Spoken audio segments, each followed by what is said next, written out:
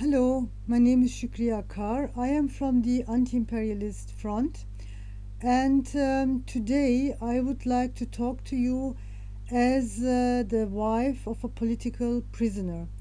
My husband, Fikret Akar, is now in Turkey imprisoned, and he is in a so-called SRY type prison. These SRY type prisons were opened 2021, and since 2023, since the revolutionary prisoners were brought to these prisons, there is a resistance. My husband Fikret Akar started an indefinite hunger strike on 30th of March 2025. So today, on the 4th of June, he is already in hunger strike for 57 days. He is one of 10 political revolutionary prisoners who are on indefinite hunger strike, and I would like to explain you a bit about this new solitary confinement. They're in hunger strike because they're very harsh isolation conditions, and I will read you a part of a letter from my husband where he described this isolation imprisonment. But I also would like to mention that these isolation cells are not unique for Turkey, and they were actually imported from USA. They're more or less a mixture of European style prison and American style prison, and these prisons are a decision of imperialism of the NATO, because with these prisons they want to destroy the prisoner, the human being, and they especially want to destroy the brain of the political prisoners, which means their beliefs, their ideology, and their political activity, because with that, the fascism in Turkey and imperialism hopes that they can stop the revolutionary struggle in Turkey. Yes, in Turkey there is a very strong, powerful revolutionary struggle, and this also is indicated by this struggle, because these conditions, these solitary confinement conditions, are almost everywhere in the world, but only in Turkey they resist. They resist collectively, not only one person, two persons, but organized and collectively against this solitary confinement. And because of this, the struggle against this prison is actually a struggle against fascism in Turkey and imperialism. So because of this, they deserve that we are showing solidarity with them and support them. And I want to mention and stress that supporting the political prisoners, the revolutionary resisting prisoners in Turkey, means also in the same time fighting against fascism and imperialism. And I also would like to mention, especially now, the political prisoners who are on furthest of the hunger strike. Today, on 4th of June, Sercan Ahmet Aslan is meanwhile on the 228th day of his indefinite hunger strike. And what is the demand of the political prisoners? They want to be brought back to the F-type prison. F-type prison is also isolation imprisonment, and F-type prison are also high security prisons. But because there was the death fast resistance, because 2000 and 2007, they gained a lot of rights, like meeting 9 political prisoners once a week, 10 hours together to talk, and also because mostly in the F-type prison 3 political prisoners are staying in one cell. And also, and especially because in the F-type prison the yard is attached to the cell, so the prisoners can go outside, enjoy the sun, the wind, can walk, so they can move. there is a big difference between the new SRY type prisons and the F type prisons. And Serjan Ahmet Aslan actually is even brought back to a F type prison, but he is now making a hunger strike for his comrade Ufuk Keskin, who is severely ill, who has a very severe diabetes type 1 and cannot stay alone in a cell, and he is making hunger strike to demand that Ufuk Keskin should be brought as well in a F-type prison. So because of this sense of revolutionary and comradeness, he deserves even more your and our solidarity. And now I want to give the floor to my husband and want to start reading a part of his letter. This is a longer letter, and if you want to read the whole letter, it's published on the webpage of IS4PP. Is actually the shortage of International Solidarity for Political Prisoners is IS4 as a digit and then pp.org. So I want to start reading the letter of my husband. Rehabilitation program that does not aim the rehabilitation. On Saturday, February 1st, 2025, we were brought to Karatepe pit type prison. We refer it as a pit type because under the name of high security prison, its architecture literally placed inmates in a pit, and the practices implemented here are designed to make prisoners feel as though they are at the bottom of the pit. In short, the goal of these pit-type prisons is to alienate people from each other and from themselves. We can think of it as a two-pronged system. The first aspect is architectural, the second is its practices. Architecturally, it involves forcing an entire life into a cell of approximately 4.5 to 3.6 meters, a 16 square meters space. The toilet, the bathroom, the kitchen, bedroom, daily living area, a mini wardrobe, a table, a chair, and the bunk bed are all crammed into this space. That's all the furniture is there. To move around, you must turn back every 6 steps. In other words, your walking area is only 6 steps. The window has bars, and beyond that, a very tight wire mesh. This mesh is so dense and with such a small holes that it nearly blocks fresh air from coming in. The window faces a ventilation shaft.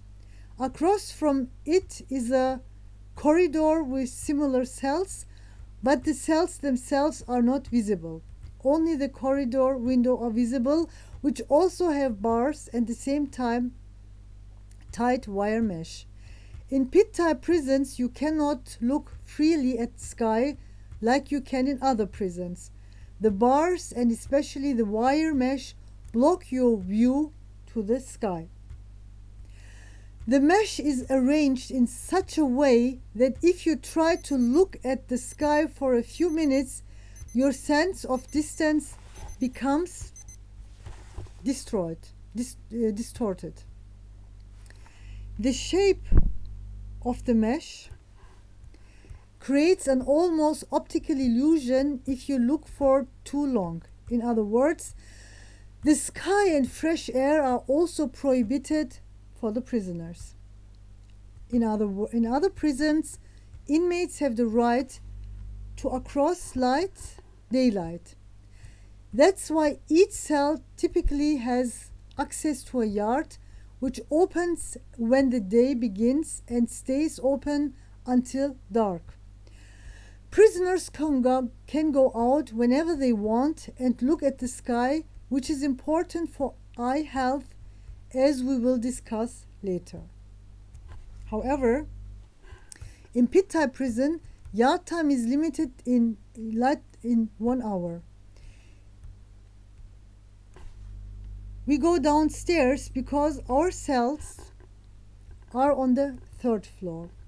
Pit-type prisons have 3 floors. Each corridor has 6 cells, making 18 cells in total per unit, referred to a module. To describe your cell's location, you would say something like 3rd floor corridor, 3rd cell number 13. Yard time is shared with prisoners from the same corridor, so a maximum of 6 prisoners can go out together. Spending 1 hour in the yard and the remaining 23 hours in a cell is called solitary confinement in other prisons. This is how the harshest penalty under the execution law is implemented. The only difference is that pit-type prisons, you can watch TV that you buy with your own money from the canteen, whereas during solitary confinement punishment, watching TV is prohibited.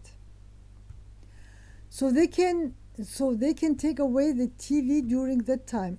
In every other way, the experience is identical. In a sense, being imprisoned in a pit-type prison is continuous solitary confinement. However, the execution law stated that solitary confinement cannot be applied for more than 20 days. Yet in pit-type prison, the conditions banned for use beyond 20 days are enforced for the entire duration of incarceration. Similarly, inmates served aggravated life sentence remain in solitary confinement for life once their sentence are finalized. Many such inmates are housed in these cells in pit-type prisons. Depending on their behavior, they get between 1 to 3 hours of yard time. In pit-type prisons, even stricter yard restrictions are applied than those who aggravated life sentence. Because of the lack of direct yard access, we addressed it under architecture, but this is also one of the most severe violations of rights. Denying a person sunlight, daylight, and the sky is one of the greatest assaults on both physical and mental health. People under harsh isolation conditions first experience eye damage. Constantly reading and writing, focusing on close-up work, strains the eyes. Occasionally, looking into the distance relaxes and protects eyes. Without the ability to look at the sky, the eyes can't rest and gradually lose their ability to see a distance. The human body is built to move. It evolves to move constantly in search of food and safety. For the body to develop and remain healthy, it must stay active. Immobility atrophies the body and its systems. Organs and limbs lose functionality, leading inevitably to disease. Even if daily exercise routines are attempted, a body confined to 15 square meters cannot move enough to maintain health. The metabolism slows. Just like livestock are fattened by restricting movement, extreme isolation has the same effects on humans. Another cornerstone of staying healthy is sufficient and balanced nutrition. Meals in prisons are prepared by the administration and distributed to inmates. Prisoners are not allowed to cook. Meals are monotonous and made as cheaply as possible. often oily and low in nutrition. With the canteen items being extremely limited, it's impossible to supplement one's diet or eat balanced, sufficient diet through purchases. This is why nearly everyone who spends a significant amount of time in prisons develop digestive systems issues. Additionally, it is scientifically proven that extreme stress leads to both physically and mental illnesses.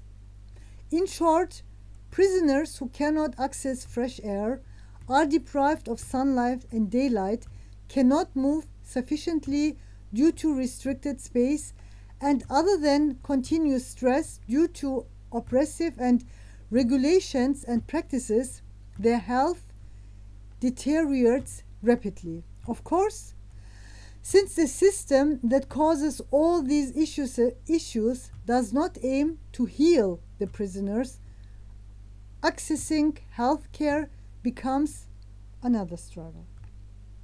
And even accessing health care is substandard. As a result, diseases go untreated and rapidly progress. This is why hundreds of inmates die in prison each year. Some of the practices mentioned so far and those that will be discussed later aim to isolate and suppress inmates. These cause severe mental health damage. When they cannot share their feelings or emotionally balance themselves through socializing, emotional outbursts becomes part of daily life. Inmates overwhelmed of feelings of powerlessness, helplessness, and despair lose their mental balance. Under the guise of psychological support, antidepressants and sedatives are imposed of them. As a result, they spiral even faster into the darkness. Their sense of self disintegrated. Thousands of inmates are taking antidepressants, having psychotic breakdowns, and reaching the point of harming themselves or others. At this point, I stop reading the letter of my husband. As I told, you can read the whole letter. It's very interesting and he gives much more details. With this word, I just want to say one more time, solidarity with political prisoners and freedom for all political prisoners.